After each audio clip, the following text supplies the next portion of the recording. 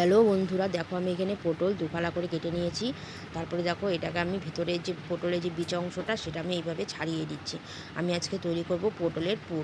দেখো পটলের পুর কিভাবে তৈরি করতে হয় অবশ্যই তোমরা এইভাবে অবশ্যই বাড়িতে কিন্তু করে খেয়ে দেখো। হ্যালো বন্ধুরা, তোমরা সবাই কেমন আছো? আশা করি সবাই ভালো আছো। দেখো আমি প্রত্যেকটার কিন্তু একে একে এইভাবে বীজগুলো ছাড়িয়ে নিলাম। দেখো একদম কিন্তু পরিষ্কার করে নিয়েছি। তারপরে দেখো এই বীজগুলো দিয়ে আমি কি করব। হ্যালো বন্ধুরা, তোমরা সবাই তো ভালোই আছো আশা করি। এভাবে করে খেয়ে অবশ্যই শেয়ার করো, কমেন্ট করো, লাইক করো, অনেক অনেক ভালোবাসা দিও। তারপরে দেখো এখানে আমি কড়াইতে খানিকটা সরষের তেল দিয়ে তার মধ্যে আমি দুটোর মতো পেঁয়াজ কুচি দিয়েছি, আর লঙ্কা চেরা দিয়েছি, আর গোটা কয়েকটা রসুন দিয়ে আর পটলের যে বীজগুলো ছাড়িয়ে নিয়েছিলাম সেই পটলের বীজগুলো এখানে আমি দিয়ে দিলাম। দিয়ে আর একটু পরিমাণে লবণ আর একটু পরিমাণে হলুদ দেবো, দিয়ে এটাকে আমি ভেজে নেব।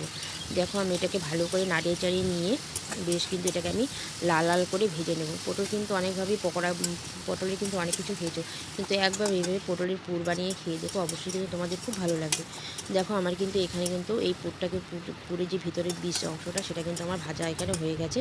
এটা এখন আমি নামিয়ে নিয়ে দেখো এটাকে আমি এখন বেটে নিয়েছি পাটার মধ্যে বেটে নিয়ে, আর দেখো কিভাবে পুরটাকে ভরছি। দেখো আমি এইভাবে প্রত্যেকটা পটলের মিশেতে এইভাবে ভর্তি ভর্তি করে পুরটাকে ঢুকিয়ে নেব। দেখো এইভাবে এক এক করে আমি দেখো আরেকটার মধ্যে এইভাবে ঠিক সেভাবেই পুরগুলো ভরে নিচ্ছি, কিন্তু ভরে একদম সমান করে দিচ্ছি। দেখো দেখতে কিন্তু বেশ লাগছে, পুরটা ভরলে পরে কিন্তু বেশ লাগে। এটাই কিন্তু গরম ভাতের সঙ্গে খেলে আর কিচ্ছু লাগবে না।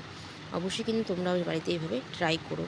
দেখো আমি এখানে আতপ চালের গুঁড়ো নিয়েছি, আর লবণ আর একটু হলুদ দিয়েছি, আর জলটা দিয়ে আমি কিন্তু বেশ ভালো করে মেখে নিলাম।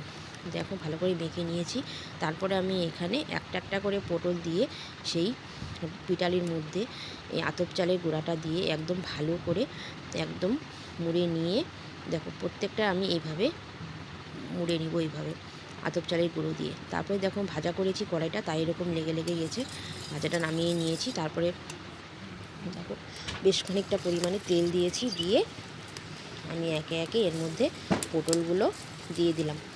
দিয়ে এটাকে আমি এখন লাল করে ভেজে তুলে নেবো। দেখো একদম কিন্তু আমার লাল করে ভাজা হয়ে গেছে। এটাকে আমি এখন নামিয়ে নেব। অবশ্যই কিন্তু তোমরা বাড়িতে এভাবে ট্রাই করো। দেখো আমি এটাকে এখন নামিয়ে নেব। আমাকে একা একা করতে হয় তাই অসুবিধা হয়। দেখো একদম মুচমুচো হয়ে গেছে।